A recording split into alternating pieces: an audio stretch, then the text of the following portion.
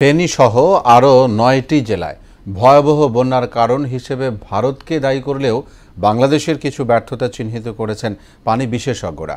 আবহাওয়া নির্ণয়ে সংস্থাগুলোকে বেশি মনোযোগী হওয়ার পরামর্শ দিয়েছেন পানি বিজ্ঞানী ডক্টর আহমেদুল হাসান আর পরিবেশ বিজ্ঞানী ডক্টর আহমদ কামরুজ্জামান মজুমদার সমস্যা সমাধানে বাংলাদেশ ও ভারতকে একসঙ্গে কাজ করার তাগিদ দিয়েছেন। মনিরুল ইসলামের বিশেষ প্রতিবেদন। পৃথিবী ক্রমেই উত্তপ্ত হচ্ছে, গলছে হিমালয়ের বরফ, ভূপৃষ্ঠে বাড়ছে পানির মাত্রা, তার উপর রয়েছে এল নিনো ও লা লিনার প্রভাব। এমন অবস্থায় প্রকৃতির আচরণও অনেকটাই বেসামাল, যার তরতাজা উদাহরণ দেশের দক্ষিণ পশ্চিমাঞ্চলের আকস্মিক বন্যা। নোটিশ ছাড়াই ভারতের বাঁধ খুলে দেয়াকেই কারণ হিসেবে দেখছেন বেশিরভাগ মানুষ। তবে দায় কি শুধুই ভারতের, নাকি বাংলাদেশেরও কিছু গাফিলতি ছিল? এমন প্রশ্নের উত্তরে কি বলছেন পানি বিজ্ঞানী ডক্টর আহমেদুল। আমরা কি আগাম সংবাদ পেতে পারতাম না, বা আমরা কি আরও ভালো প্রিপেয়ার্ড হতে পারতাম না? রিস্কের ম্যানেজ করার জন্যই আমাদের কি করণীয় থাকতে পারে বলে আমরা চিন্তা করতে পারি। ড্যামের এই রেখাটি পানির স্বাভাবিক প্রবাহ প্রকাশ করছে। প্রবাহিত এই পানি সংরক্ষণেরও ব্যবস্থা রয়েছে, কিন্তু যখন সংরক্ষণ করেও ড্যামের পানির ধারণ ক্ষমতা শেষ, তখনই সাধারণত খুলে দেওয়া হয় বাঁধ, যেটি ঘটেছে কুমিল্লা আর ফেনীর ক্ষেত্রেও। তাদের ক্যাপাসিটিরকেও থ্রেটেন হয়েছে, এক্সেস করে গেছিল বলে তারা রিলিজ করেছে।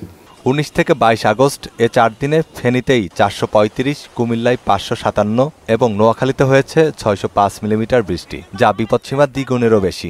আধুনিক নির্ভরযোগ্যতার এই যুগে বৃষ্টিপাতের পূর্বাভাস না থাকায় ক্ষয়ক্ষতির পরিমাণ বেড়েছে বলে মনে করছেন ডক্টর আহমেদুল। ডাউনস্ট্রিমে আসি, এই পানি যদি এখানে বৃষ্টি হয় তাহলে নিচে কতটুকু পানি আসতে পারে, সেই মডেলটা আপস্ট্রিম পার্টের বেসিন মডেলটা আমাদের খুব একটা অ্যাকুরেট বা খুব একটা ভালো নাই, বিকজ আমাদের মেজারমেন্টস, আমরা যেসব মেজারমেন্ট বাউন্ডারিতে আছে সেই মেজারমেন্টসগুলি শুধু ওয়াটার লেভেল মাপছি, কিন্তু ফ্লো কতটুকু, পরিমাণ কতটুকু সেটা। সুদবিহীন ব্যাংকিংয়ে আত্মশুদ্ধির পথ এনআরবিসি ব্যাংকের ইসলামিক ব্যাংকিং আল আমিন। বিশেষ ভৌগোলিক অবস্থান, দুদেশের রেকর্ড বৃষ্টিপাত, নদী পানিপূর্ণ থাকা এবং সমুদ্রে এল নিনো ও লা লিনার প্রভাবই বন্যার মূল কারণ। তবে মোটা দাগে দুটি কারণকেই দায়ী করলেন পরিবেশ বিজ্ঞানী ডক্টর কামরুজ্জামান। সাম্প্রতিককালে বন্যার পিছনে বৈশ্বিক জলবায়ু পরিবর্তন, বৈশ্বিক এবং প্রতিবেশী রাষ্ট্রের নদী পানি ম্যানেজমেন্ট, অর্থাৎ আঞ্চলিক এবং একদম আমাদের লোকালাইজ স্থানীয় কারণ রয়েছে। সমস্যা উত্তরণে দুদেশের স্বার্থকে অক্ষুণ্ণ রেখে পানি ব্যবস্থাপনা চুক্তিসহ চিহ্নিত সমস্যা সমাধান করার তাগিদ দিলেন তিনি। প্রতিকারের জন্য এই কারণগুলোকে একটি একটি করে আমাদের সমাধান করতে হবে।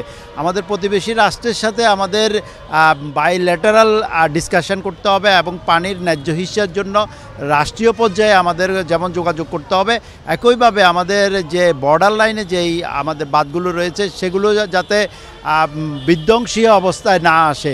যুগোপযোগী নদী শাসনের পাশাপাশি জলাবদ্ধতা নিরসনেও সরকারকে উদ্যোগী হওয়ার আহ্বান জানালেন এই পরিবেশ বিজ্ঞানী। নদীগুলো রয়েছে, এগুলোকে আমাদের পুনরুদ্ধার করতে হবে। মনিরুল ইসলাম, মোহনার সংবাদ, ঢাকা।